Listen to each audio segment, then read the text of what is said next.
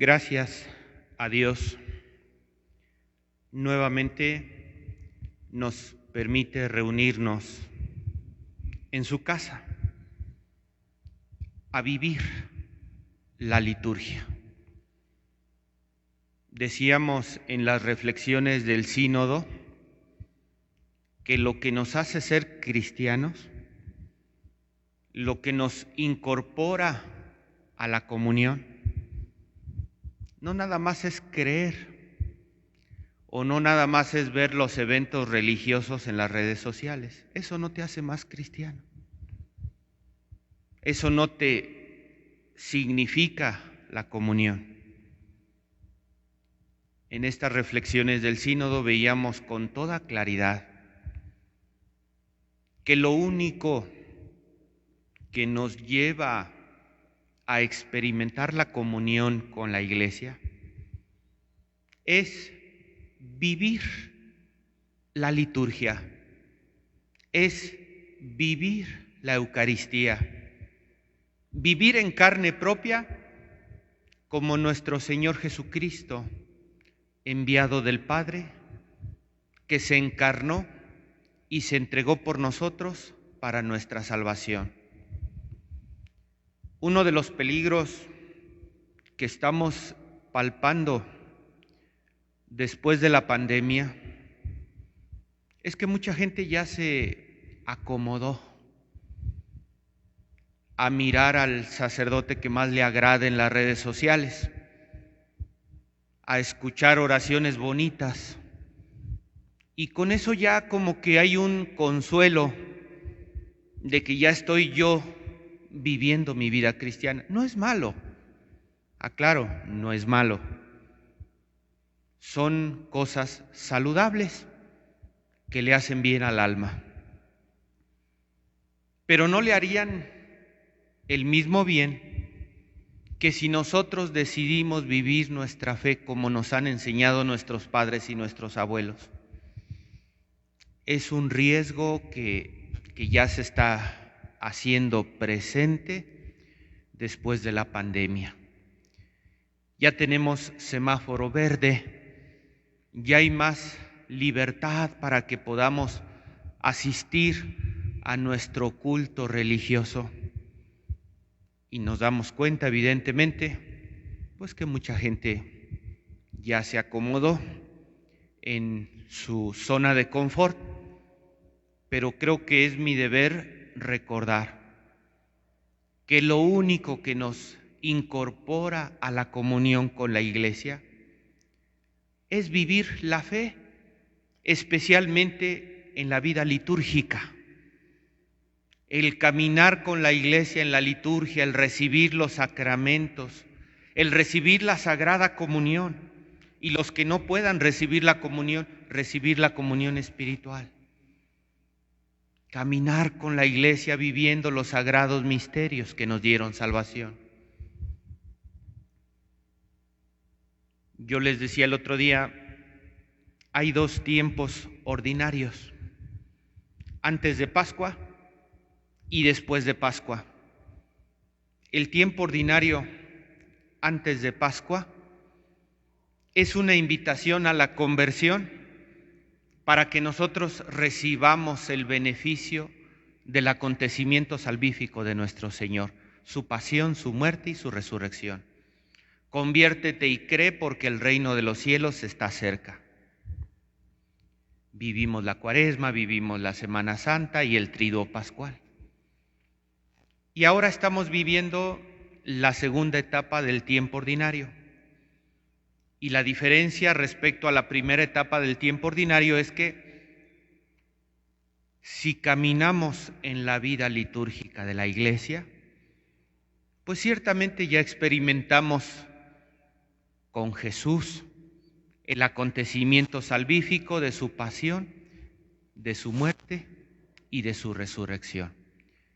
En este curso, por decirlo de alguna manera, o en este año, ya vivimos la Semana Santa, ya vivimos la resurrección de nuestro Señor, ya vivimos la venida del Espíritu Santo. en este año litúrgico, ¿cierto? Por lo tanto, ¿cómo debe ser mi vida cristiana caminando con la Iglesia en esta segunda etapa del año litúrgico? Pues mi vida cristiana debe de reflejar, debe de manifestar lo que Dios me ha permitido vivir en este caminar con la Iglesia a lo largo de todos estos acontecimientos salvíficos. Experimenté la renovación de mi bautismo en la Pascua, ¿cierto? ¿Sí o no? Experimenté la venida del Espíritu Santo en Pentecostés, ¿sí o no? Bueno, nuestra conversión en esta segunda etapa del tiempo ordinario no se debe consolar simplemente a lo que pudiéramos experimentar en la primera etapa del tiempo ordinario, donde se nos dice: acércate a Dios, pórtate bien, no robes, no mates, no hagas mal a nadie, sé buena persona, vive de acuerdo a la fe que nos han inculcado nuestros padres. Punto final. Evidentemente, cuando ya celebramos todos estos acontecimientos salvíficos que nos va desvelando la vida litúrgica de la Iglesia, nuestro camino de conversión debe de compararse, debe de enfrentarse, de medirse con lo que Dios nos va dando a lo largo de nuestro caminar en la Iglesia. Me dio el perdón, me dio la salvación, me dio los sacramentos, me dio la vida en el Espíritu, me dio la vida en comunidad cristiana. ¿Cuál debería de ser mi búsqueda de conversión entonces?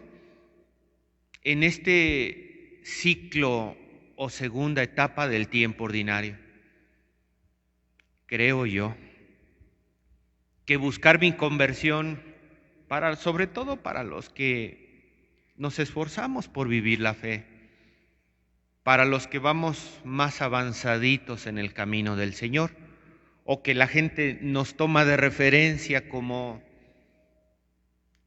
es que usted está más cercano a Dios porque sirve en la iglesia. Entonces, esa interpelación que me hace a mí Jesús hoy en el Evangelio, de que no quiero la muerte del pecador, nos dice en el versículo del Aleluya, sino que se arrepienta y viva, dice el Señor. Es decir, nos está volviendo a invitar a la conversión. Y una ilusión que muchas veces nosotros que venimos a misa a diario, una ilusión que frecuentemente tenemos es llegar a pensar: pues es que yo ya estoy con Dios, vivo la misa todos los días, pues yo ya me convertí, pues eso ya a mí ya no me toca, eso ya no es para mí porque será para los que andan allá afuera, pero pues si yo vengo a misa, recibo la comunión, pues yo ya de qué me tengo que convertir. De verdad, yo creo que como seres humanos nos podemos dar cuenta que no dejamos de ser seres limitados, que no dejamos de tener carencias, que no dejamos de darnos cuenta de nuestras limitaciones, incluso aunque estemos metidos en la iglesia, metidos en el sagrario, metidos en la vida litúrgica.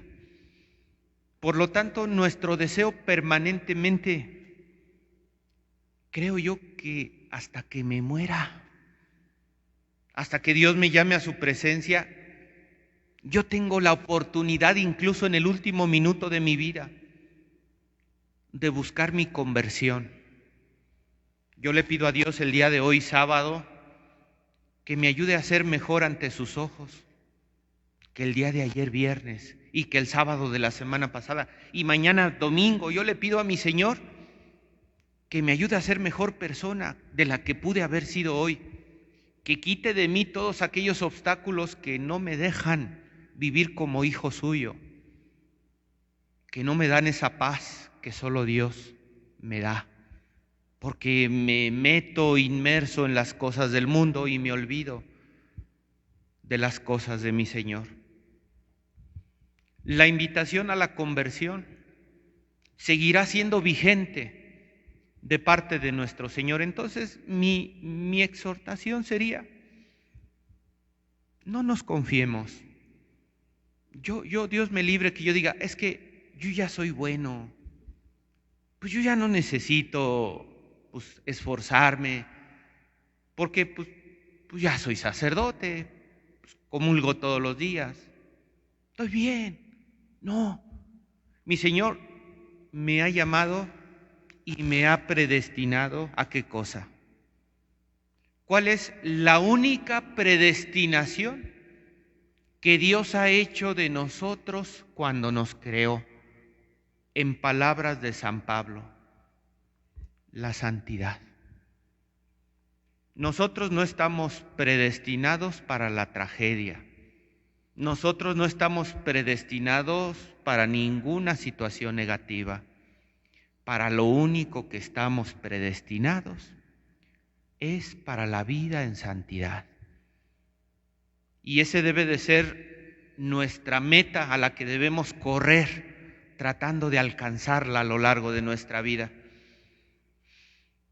Y un ejemplo que nos presenta hoy de una manera muy ilustrativa es el apóstol San Pablo en su carta a los romanos. Recuerden que ayer hablábamos del Espíritu Santo. Antes de ayer también hablábamos del Espíritu Santo, es decir, estos días la misma Iglesia nos ha venido invitando a reflexionar sobre la importancia del Espíritu Santo en nuestra vida, en el discernimiento, en el de que nos contagie a todos el fuego que Cristo quiere hacer bajar en medio de su pueblo. Y de verdad que yo considero, por estos años de experiencia que el Señor me ha permitido en el ministerio sacerdotal, que una de las cumbres más altas a las que todos debiéramos aspirar en la vida cristiana es poder alcanzar la vida en el Espíritu. Ayer hablábamos de fortalecer nuestra espiritualidad. Antier hablábamos de que nos dejáramos llenar del Espíritu de Dios. Nos dejamos llenar del Espíritu de Dios. Buscamos la espiritualidad en nuestra vida cristiana, pues hoy damos un paso adelante. Sin temor a equivocarme, considero que como un preámbulo, como el escalón anterior para llegar a la cima que es la santidad, yo de mi parte yo no tengo duda, es la vida en el Espíritu.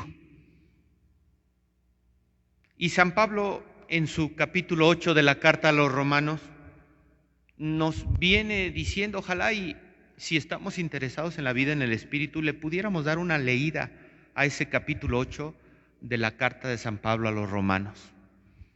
Nos pone dos frentes en todo momento: el hombre viejo, el hombre nuevo, el hombre que está esclavizado a las apetencias de este mundo, el hombre que es obediente a las mociones del Espíritu.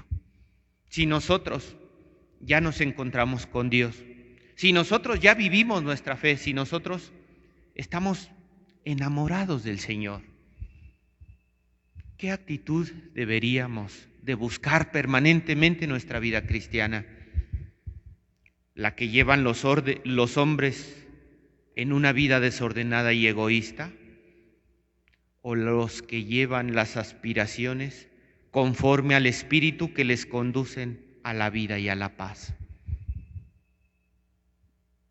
¿De qué bando somos nosotros? Dice San Pablo, ustedes no lleven esa clase de vida que llevan los hombres esclavizados a las cosas del mundo.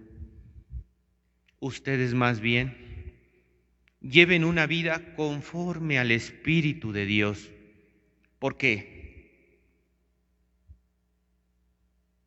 ¿Que no acaso el Espíritu de Dios habita en ustedes?